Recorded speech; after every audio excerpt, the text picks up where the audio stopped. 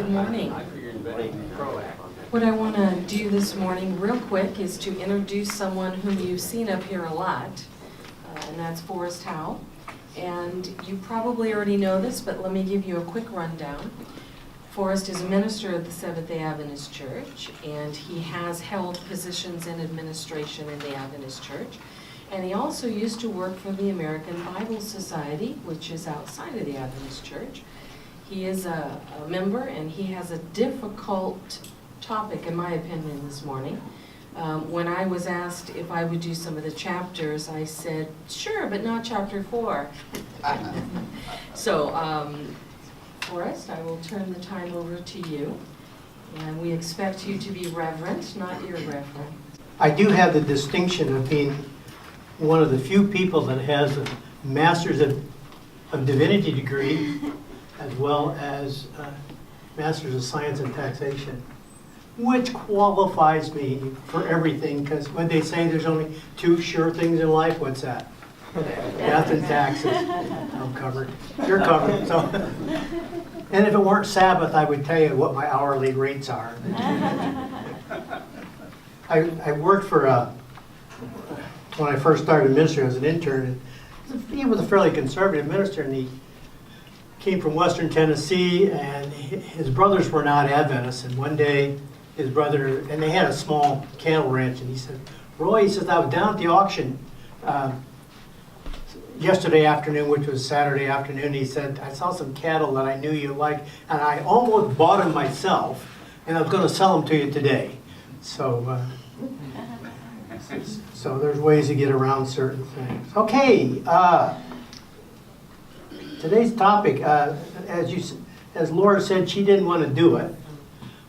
And I guess I didn't actually volunteer, but when I was asked to do it, I didn't say no, because I think it's a very important topic.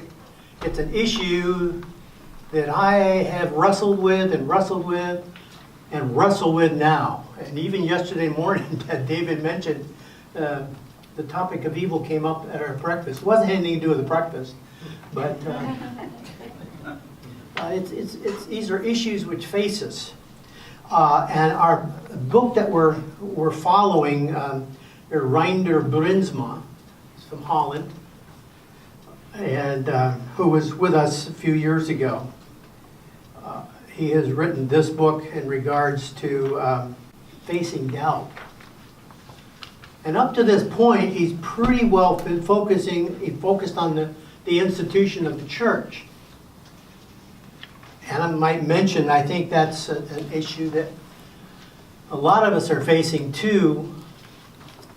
I just read recently that the wise men from the east there in Silver Spring are continuing their tirade against women in the ministry. I'm sorry that they want to argue it on a policy basis. And it's really a moral and ethical issue. So it disappoints me. But today we're going to move a little differently. We're going to move into what Dr. Bruinsma really starts grinding the issue of why so many are leaving the church. It's not just the institution. It's not just what's happening in parishes and in different countries with child abuse and things like that, but getting into certain theological and philosophical issues as well. And probably one of the most perplexing issue is, does God exist? Really? I read that over several times, and I'm trying to put different inflexes into it. Does God really exist? Does God exist? Really? Or God exists? Really? So even though he does have the question marks there, which makes it, see if I can remember my English, interrogative sentence? Yes, I think that. So, yeah. Mrs. Elliott would be happy to know that I remembered some of those things. I was just back in my home area here about a month ago and saw some of my former schoolmates. A lot of these people are getting old. I don't know what's going on there, but anyway. And by the way, just so that you don't get too anxious or whatever, Bruinsma doesn't really answer the question here today, and I have the follow-up next week. He doesn't really answer those questions either. The second part of the book is going to address more of the questions. Today he's raising the issue because it is a very, very big issue. Before I get into theodicy, I gave this available. This was about the nuns, not the N-U-N-S nuns, but the N-O-N-E-S nuns. How it is now in the United States, 23% of those that are asked what religion they have, we're none, or none of the above.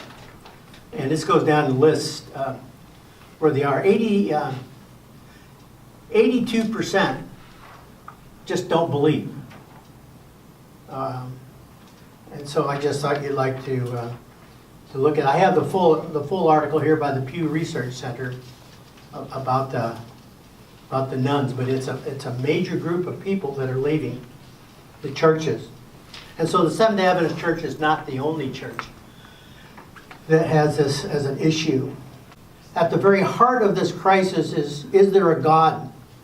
And it dominates. If God does exist, why is there so much suffering individually and corporately? And if God has this omni and that omni, why does she or he allow this?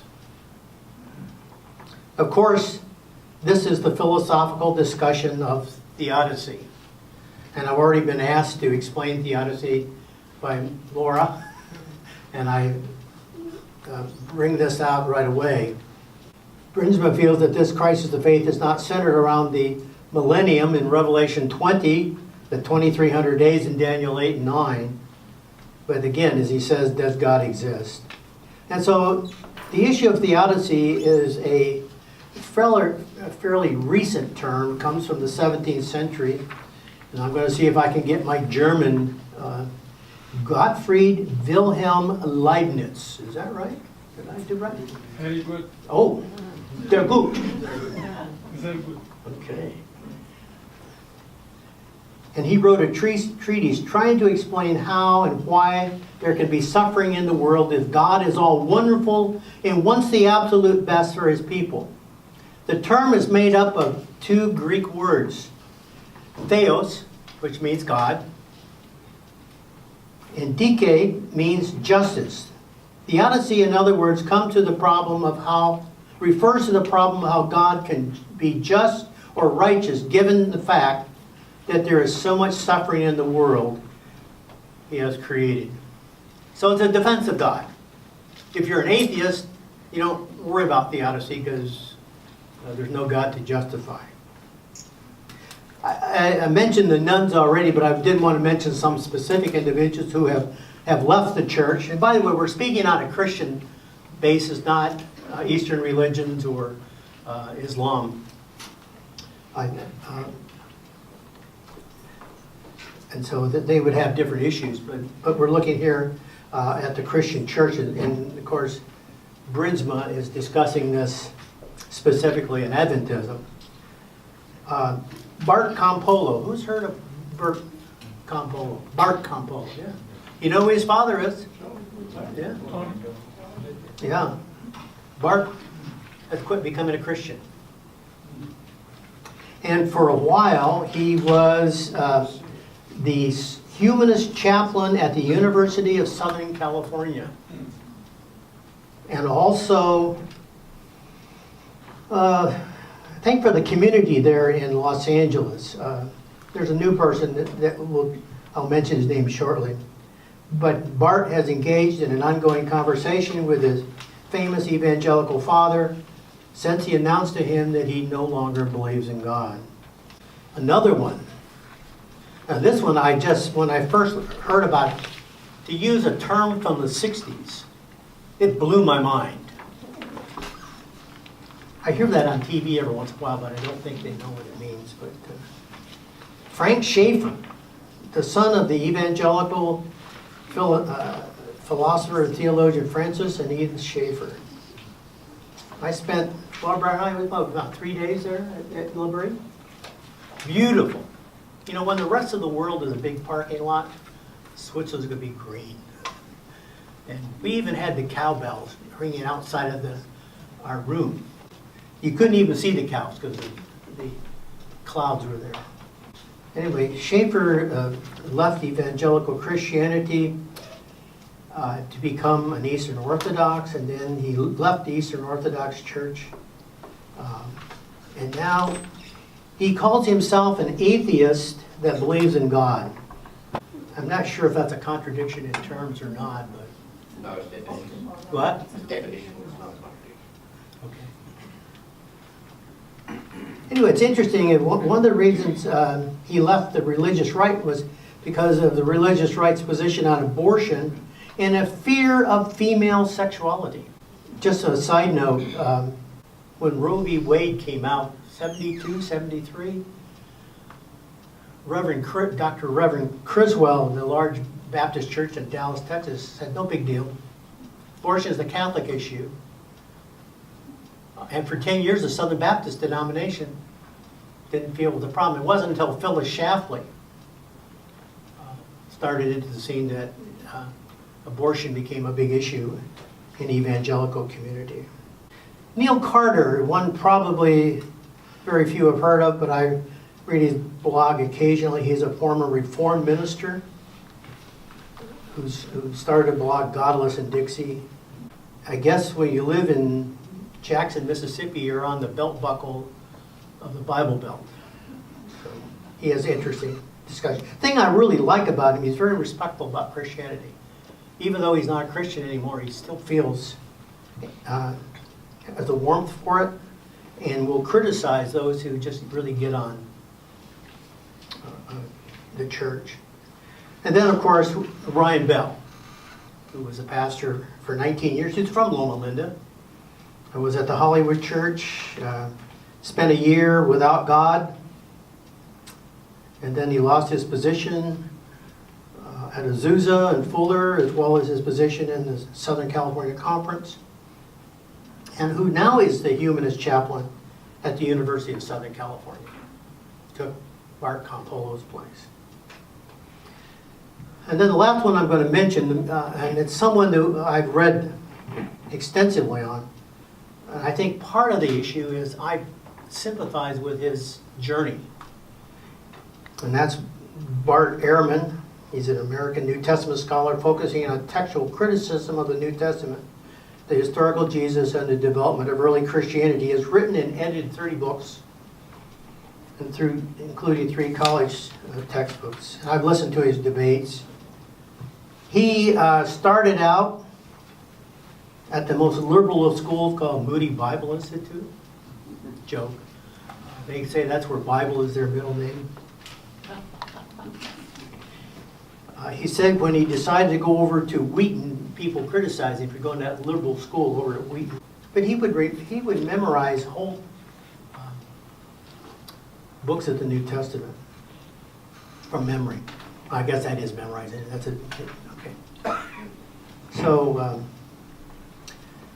and it's important, I think, to realize that the reason that he'd become an agnostic, or even atheist, I'm not sure where he stands now on that issue, but it wasn't because of his textual criticisms research, but it's because of the issue of suffering, theodicy. And so I have a lot of respect for Bart Ehrman. Okay. Philosophers and theologians have devised a kind of logical problem that needs to be resolved. The assertions are these. God is all-powerful. God is all-loving. There is suffering. How can all three be true at once? if he is all loving, then he obviously wants the best for his people and doesn't want his people to suffer, and yet they do. Thinkers have tried to deny one or the other of these assertions. Kushner, in his book, When Bad Things Happen to Good People, takes the position that God is not all-powerful. Elie Wiesel wrote Night, and I can't think of his other book, posits that suffering doesn't really, that God is not all loving. Otherwise, how could he allow the Holocaust? I think sometimes we're now 70 years from World War II and the Holocaust? And it's starting now to fade in our memory, but I hope that it never does. It's easy to look at groups of people and say 6 million Jews, 5 million Gypsies, Poles, Romanians. Romanians were they part of the Holocaust as well? Yeah. It wasn't just Jews. 11 million people altogether. And it's not just these groups of people, but it's individuals like you and I who are jerked from their life. Their families are separated. Children are burned alive. There are some who posit that suffering doesn't really exist. Now, I don't know too many that say this. Maybe Buddhists would say that, or maybe they say just the opposite, that they're suffering, but you got to put up with it. David Hume pointed out the problem as stated by Epicurus in ancient Greek. One of his characters in dialogues concerning natural religion. Now, Hume is part of the Scottish Enlightenment, late 17th century. Epicurus' old questions are yet unanswered according in this dialogue. Is God willing to prevent evil but not able? Then he is impotent. Is he able but not willing? Then he is malevolent. Is he both willing and able? Whence then evil? Now, before we go further, again, you're not going to be able to sit for your exams on the topic of theodicy, but we're trying to introduce you to some of the basic themes through this. There's moral evil, and that's the one caused by other human beings. Murder, rapes, thefts, beatings. Those fall under the area of moral evil. Then there's natural evil. Earthquakes, tsunamis, bubonic plague. I think a third of Europe was destroyed by the bubonic plague. We still have was it hantavirus, Michael, that causes bubonic plague? No, it's Yersinia pestis. There you go. That was the next thing I was going to say. But we still have that around in this part of the country. So you've got to watch out for those little rats as they go around. 300,000 people died in a tsunami one night, one day. Then there's ecological evil. And that's an evil which permeates the whole of life. Natural predation, for example. And we discussed that yesterday morning somewhat. You know, a cat kills a mouse. I guess we want them to kill rats is what we need to have. As long as they don't get the fleas, they're all right. And we can, I like to fly fish. I have no trouble with the idea of having a trout eating a mayfly or a grub. But in a sense, that's what? Death? We have a little harder time when we watch Wild Kingdom, where the cowardly lion, David, attacks the Cape buffalo from behind and chews on it while the Cape buffalo is still alive. Obviously, he didn't watch Wizard of Oz, where the cowardly lion gets a heart, gets bravery. I remember when I was in the seminary, Dr. Rolderin was talking about this issue of the beautiful baby, the lovely baby. But then he would say in his wonderful French accent, and then there's the devouring lion. So nature has two sides to it, doesn't it? It's beautiful in many ways, but it's very destructive. And my wife and I were talking, we have 2 cats, or I should say we're the staff for 2 cats. That, it'd be nice if the cat would just kill a mouse, but they don't.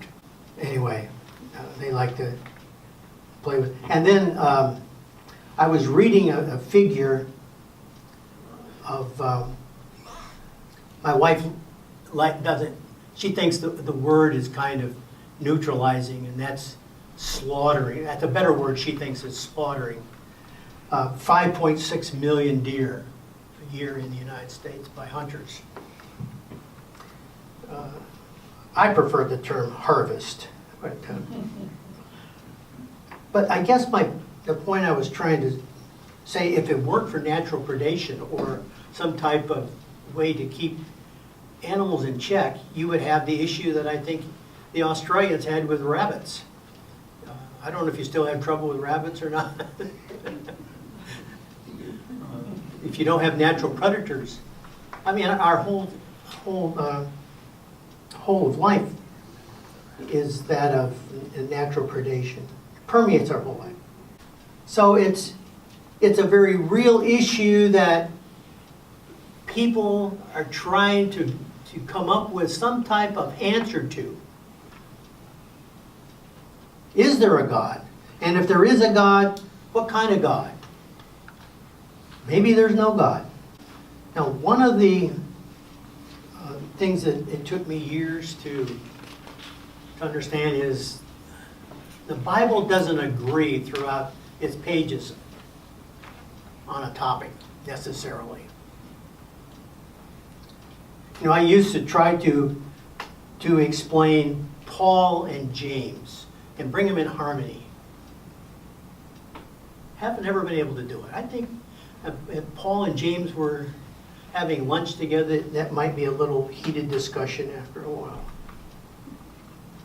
And the same thing is true with the explanations of suffering. There is no one explanation for suffering in the Bible.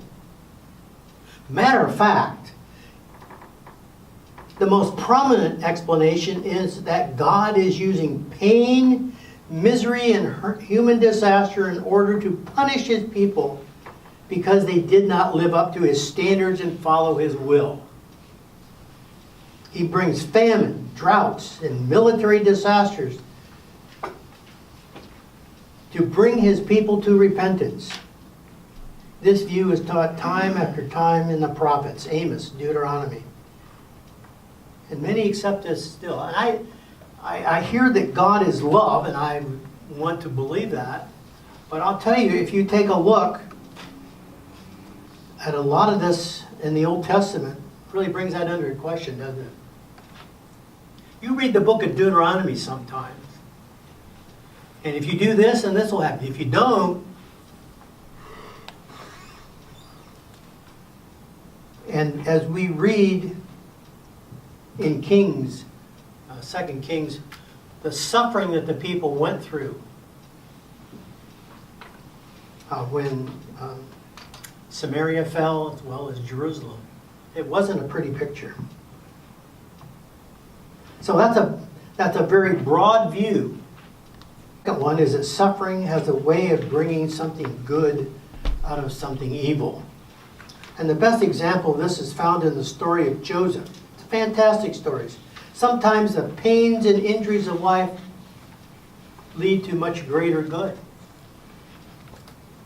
Didn't Joseph say, you meant it for evil, but what? God meant it for good. By the way, I do get a kick out of this. I consider this one of the most terrifying statements in the Bible when Joseph announced himself to his brothers. I am Joseph. Oops. They might have had to change robes, I don't know. I tell you, that story, they're all around there. They think this guy's dead years ago. But here he is now, the second in command of Egypt, according to the story. And says, I am Joseph. I think maybe they checked their food too. Maybe they wanted to make sure that it hadn't been poisoned. So, the second concept that we see is that suffering can bring good.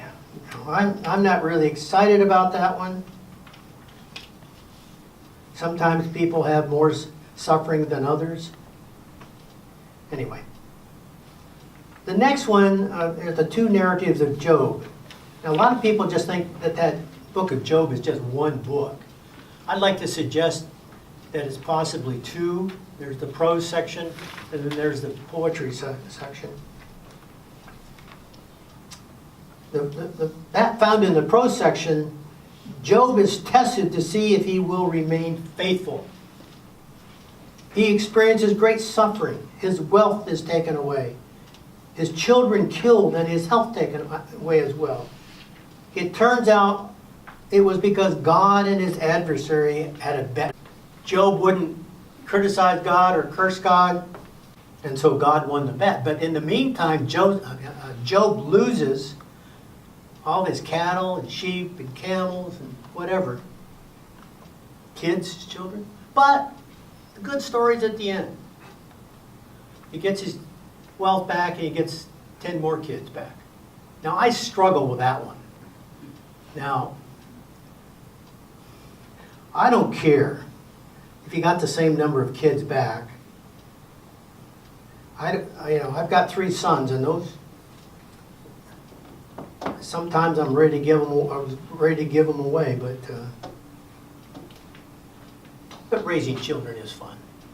One Sunday afternoon, Barbara was working over at the hospital, and I was in the house. I had the 3 boys, and they were terrible that day.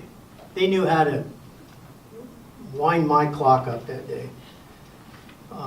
I was ready to take the command that you could kill your children if they criticized you. But anyway, they were like 7, 5, and a friend of mine came over and he looked at my boys and he started to cry. He said, one day they're like this, the next day they're off like my children. He had 2 children married within a month of one another. He says, one day they're like this, the next day they're gone. I said, that's the best news I've heard all day long. But anyway, I do think grandchildren are God's punishment to children. So, I guess Barbara and I are not the only ones in that situation. Anyway, okay. So I have trouble with that fact that because God had a wager going on with his adversary, that, matter of fact, if you look at that story, it was God that starts the wagers, not the adversary. It's kind of like bragging about his new sports car. Had nothing to do with Job. Lost 10 kids. He got them back. Got some others back. Okay, in the poetic portion, Job is not so patient. He wants to argue with God. He wants a chance to state his case. God refuses to let him say anything. God tells Job that he alone is the most powerful and awesome being in the universe. And Job has no right at all to question why he suffers. That's an interesting one coming from the God of love too. Now, the next one, I think my good colleague David would like, and that's found in the book of Ecclesiastes. Life is short. It's here today, gone tomorrow. It's like the mist floating just above the ground in the early morning, soon to burn off and disappear. Much of what happens is just beyond our ability to fathom. Life just is. We should just enjoy it as we have, as long as we have, for as long as we can, because when we die, it's over. Eat, drink, and be merry, for tomorrow you die. The next view, which is 1 fairly common. You'll see this, well, I'll read it. Evil and suffering are not God's fault, but rather there are forces in the, I should say the universe, the world, of course, that are opposed to God. And this is the apocalyptic view. The world will pass away and a perfect order reestablished or established. This view is predominant in later books of the Hebrew Bible, the intertestamental period, the Dead Sea Scrolls, and in the New Testament. This is probably the most well-received position by Adventists to the view of the Great Controversy. This view also has roots in Zoroastrianism and Manichaeism, which is this dualism, which is found in several religions. Good, bad. I think one of the big differences, or maybe the difference, is that in Manichaeism and Zoroastrianism, there are actually two gods. The one that Adventists accept, you have God, you have the devil, but the devil is not equal to, or maybe, anyway, he has a lot of authority. Another view, and I'm sure I might get some pushback on this one, is a view that I don't believe in. It's strongly supported by the Bible, and that is what I call the free will robot view. And that is, God made us free, or made humanity free. If he didn't, then we would be robots. I struggle with that. Number one, I can't find overwhelming evidence of that. I also struggle with it. I realize it's going to answer moral evil, but what about natural evil? What does my free will have to do with the tectonic plates moving? Or, well, of course, tsunamis were part of that. Or what about gratuitous evil? That is, that just happens for no reason at all. But that's a very common view, that we got free will, therefore what happens, happens. It's our fault. And then the last one I'm just going to mention is our spiritual experience becomes sharper. You see this in Hebrews 12, James 1, I think in Titus. You know, we get all this persecution and all this suffering. It makes us better people. We're diamonds in the rough. I'm sure that there's some others that I've missed, but these are some of the issues that we face. Okay.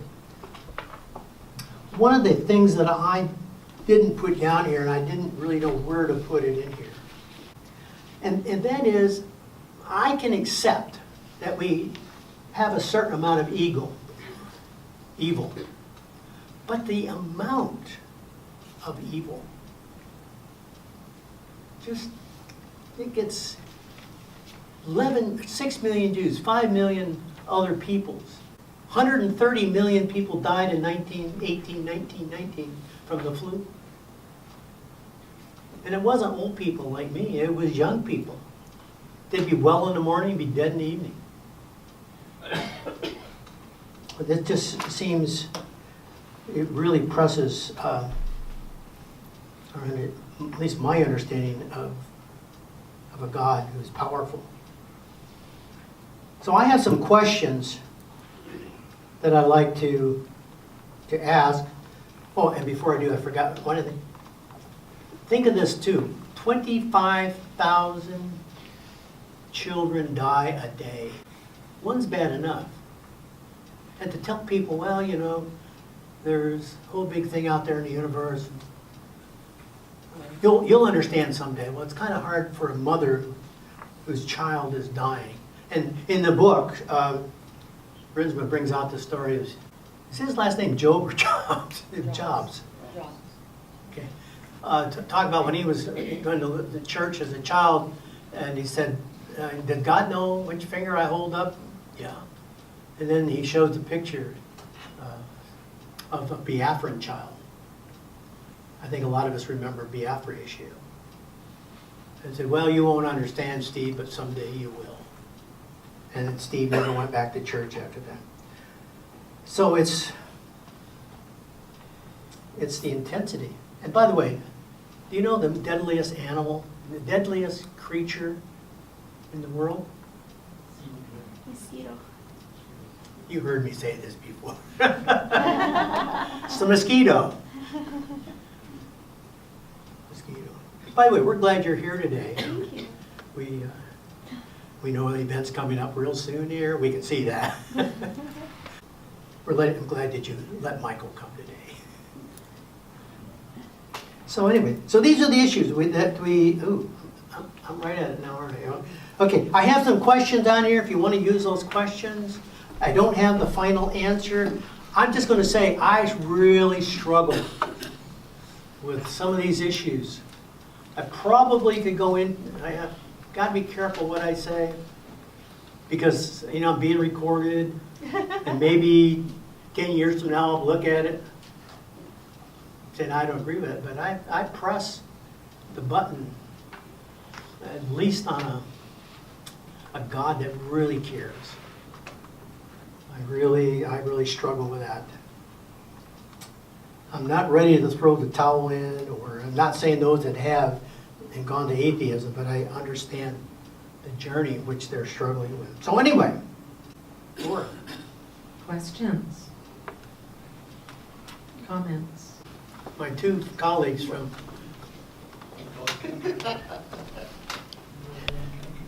the what?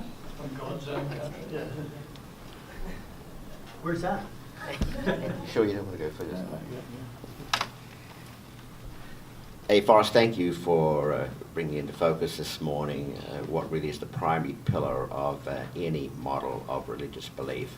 I find when I try to discuss today with my relatives and what few Adventist friends remain, is you bring up the issue of God and the discussion's over, even though they're believers, in about 60 seconds. But if you try and discuss who the devil is and what the devil's work is and who he might be, it's over in about 30 seconds. So we've got these very, very tenuous beliefs, and yet we'll build a model of a religion that will guide and shape our lives over the course of our lives, and yet we can't carry a conversation within our own family of some of these protagonists and antagonists, that we believe in. So it's very important, I believe, as we go forward. We're going to have to clear this up if we expect the skeptic millennial generation to accept much of the stories and many of the stories that we're putting out there. Part of my first look at this, because I'm on my own quest to try and find God without looking at all at Christianity. So I'm looking forensically as much as I can up to that point. And so I'm trying to read what did God really say, what the original put it this way, Semitic records say.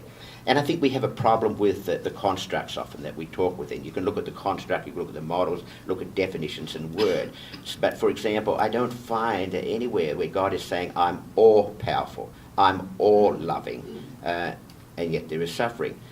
You add to that some of the Christian concepts that not only is he all-powerful, all-loving, he is omniscient, and he's also omnipresent.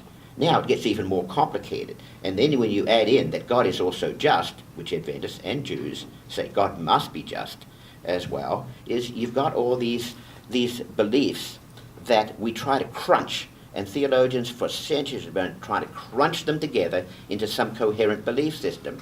I think we have to realize that some of them have to go. They don't crunch together well. But some of them come from misunderstandings. As old as, for example, the Semitic belief is that God, we strive for absolutes. We strive for simplicity. We want God to be constant. We have an interpretation that God says, I am who I am, which meaning, hey, it's fixed. It's all set. I am who I am. Nothing you can do about it. Nothing I can do about it. God is static. And we like that in a sense because God then becomes constant. But God, the Semitic origin said, God said, I will be who I will be. That's a concept of being dynamic. God, whatever it takes, I will be who I be. I will morph with you. I'm not a constant, you see. So something changes if you get that belief that the ancient Babylonians and the Sumerians and the Akkadians believe. And also is the assumption that when we're talking about God, we're talking about the God of creation, the God of the Jews, and our God is we can assume that they're all the same God, and maybe they are, but they have different characteristics. The original God was an organizer. He was an administrator. That was his business. The Hebrew God comes along, and he is actually a God of war. You're going to have to fight your way into your land. You're going to have to fight to hold on to it, and you're going to have to fight on it. Still, they're fighting today to still hold on to the land. It's one of the great miracles of the Israeli people. And now we talk about a God who is the epitome of love, 21st century God, epitome of love. We would take him down for lunch, bring him home, ride on the back of our motorbikes or whatever. We've got this embodiment of him as being, again, all-loving. But I find nowhere in the ancient language that he ever said that he was this all-loving God. And so when I look at also, and I'll finish right here on this here, is when you look at when God brought the flood, when he cleaned the temple, it wasn't because the people were not all powerful, all loving, or that he wasn't those things. There's three things that bind the three Abrahamic religions together, as I can see them. It's compassion, it's hospitality, and transcendence. Those three things. Even the Hindus and Buddhists get behind those three things. That was the original concept. That's when God gets mad. That's when God cleaned the temple out. So we've got this modern day language and definitions of being all loving, all powerful, omniscient, omnipresent, blah, blah, blah, blah. And I don't know that all fits. And I think we should not try to force it. That was my second question for discussion, and thank you for bringing that up. You said if one or more of the omnis were removed, would that ameliorate the problem of an all-powerful, all-beneficent God and suffering? Now, Rick Rice, who has brought up the topic here before on the openness of God, I think does address one of those omnis. God doesn't know everything all the time. Just the proper words. Well, I don't know. It's entangled. But anyway, I'll stop talking. No, but anyway, but thank you for bringing it up. I lean in this action here, just saying, if there is a God, then let's take some of these omnis away.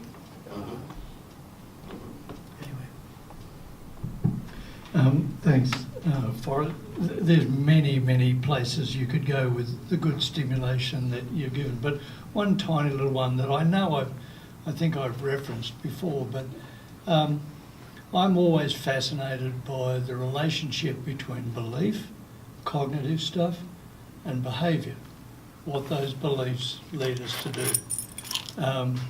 And while I am persuaded that beliefs are interesting, you can go at it both ways, and both ways are true.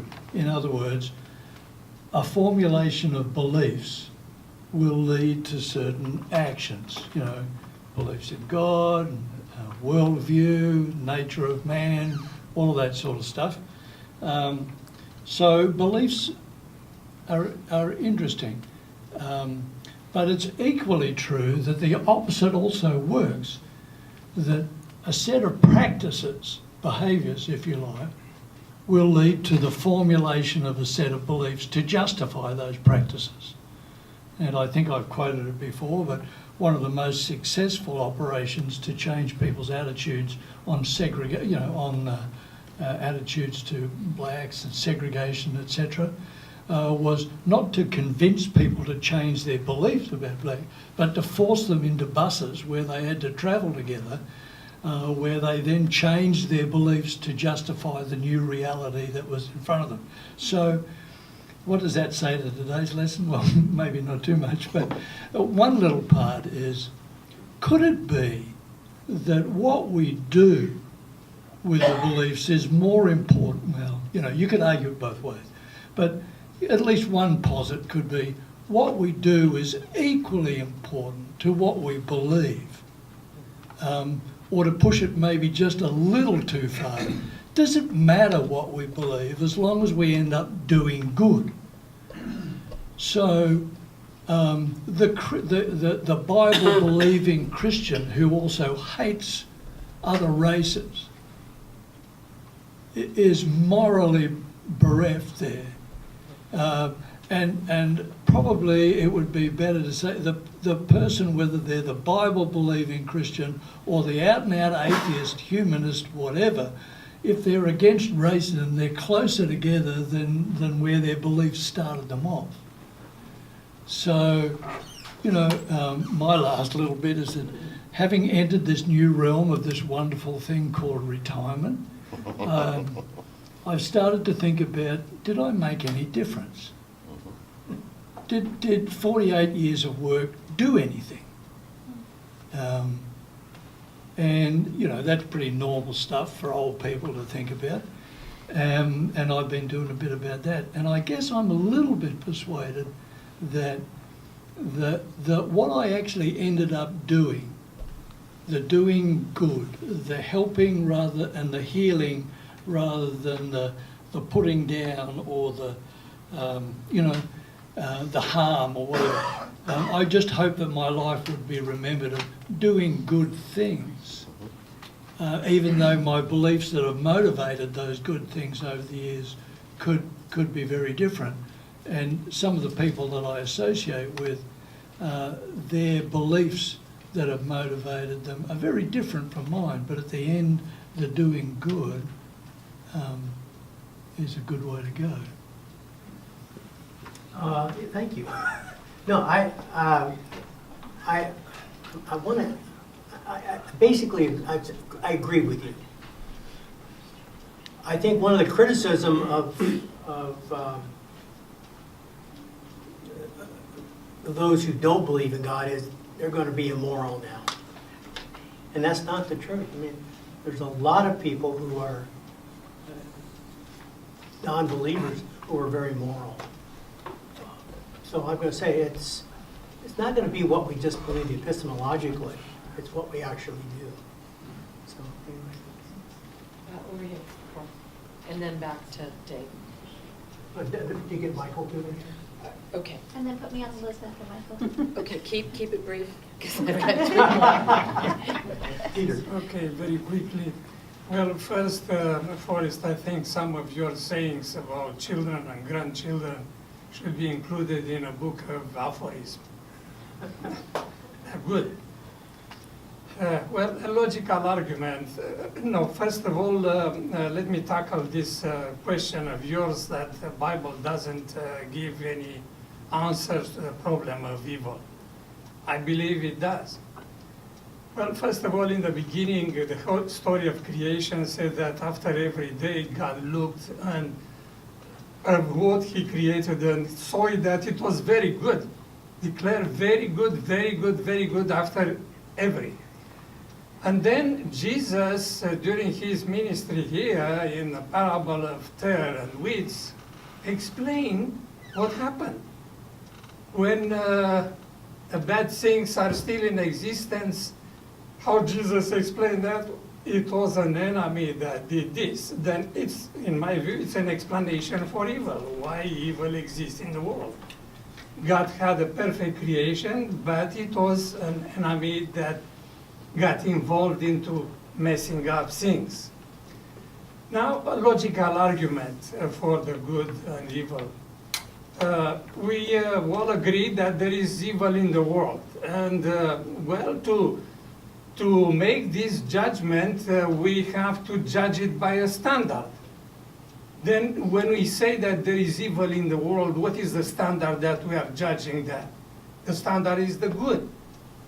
And we Christians call that good God. Now, let me quickly illustrate how God deals with evil with a story. One day, a bear in the forest, he fell in a trap. And man came to and saw the bear, and he wanted to save him, to take him out of that trap. But the bear didn't understand that he wants to release him, and he was ready to fight with this man, to attack him. Then let's say, call it the hunter, decided that he can be saved only if he is tranquilizing him. And he tranquilized the bear, and to release him, he has to push him even farther into the hole to be able to take his paw out of that. I believe that's in a way can illustrate how God tries to deal with the evil. But I think that, like the bear, we don't really understand. And of course, there is a long discussion about theodicity, the problem of suffering in the world, because we can say a lot of things about that. But in my view, how God solved the problem, how he dealt with the evil, he suffered himself, sending his son and suffering and looking at him how he's dying on the cross. That's God's solution for dealing with the evil. Thank you. Okay, 3 more. Dave, Michael, Let's have Michael and then back and here. let's get these other people in first. Okay. You're just giving me steps today, huh? Thank you, Forrest. Just to broaden things a little bit, universalize things a little, theodicy is definitely a problem of theism specifically, as you said, but I do think it's a subset of a broader, more universal human problem, or it's a problem that arises due to an attempted solution of the more fundamental human problem, which is the problem of suffering and death, specifically because I think all humans find ourselves in this world of suffering and death and finitude, and yet something about us speaks of something bigger. You know, the love that we have, the ideas that we have, seems like it should not just be cooped up in that, you know, limited, suffering, finite life. And so I think that everybody faces that problem, and essentially all religions are attempting to solve that problem, but then those solutions pose other problems, and theodicy is a specific version of that in theism.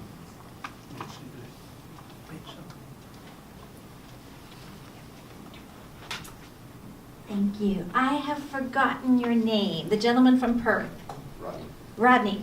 Rodney mentioned that the Old Testament doesn't necessarily define God as love, and I don't remember every single part, so I can't do that. But I did learn from Winnie L. Kim at La Sierra that Psalm 82 does define God. And I think it's relevant to what we're talking about today. And I didn't have a Bible with me, so thank you for letting me borrow your Bible. Because in Psalm 82, you know, God is presiding among the gods, and yes, it really does say among the gods. So, you know, this is before monotheism.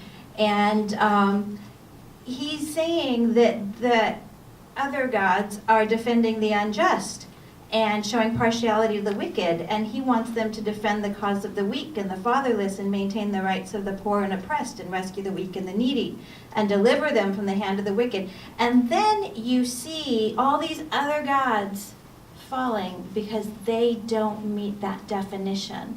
So if I'm reading Psalm 82, I'm seeing that this is a very clear definition of God, which is to fight against suffering. Doesn't mean that there's not suffering, doesn't mean that God is all-powerful and can eliminate suffering, but this is a very clear definition of what it means to be God. And I think that that's what my calling is in the world too. If I want to be like God, I need to be fighting against the suffering. I need to have those kind of values. So however we define God individually, and we all do define God in our own individual way, I think if we do want to look for a biblical source, the Psalm 82 is very clear that the only way to be like God is to fight against suffering. Very good, thank you. Thank you. Okay, let's end with Dave. Not end Dave, but end with. Well, quickly, I do like Ecclesiastes, but not because all of that meaningless stuff, but because it ends with saying if you devote your life to God in your youth, you won't regret it when you're old. That's what I get out of Ecclesiastes. But I'd like to leave us with a thought that's not mine, but my father's. I was cleaning out the attic so that we can sell his home, and I found 20 boxes of sermons. Wow. And I worked my way through them, and one of them was on this topic. Wow. And so I sat down and read it, and I was surprised. My dad said, listen, the house is burning down. The point is to get the fire out, and not worry about what started it.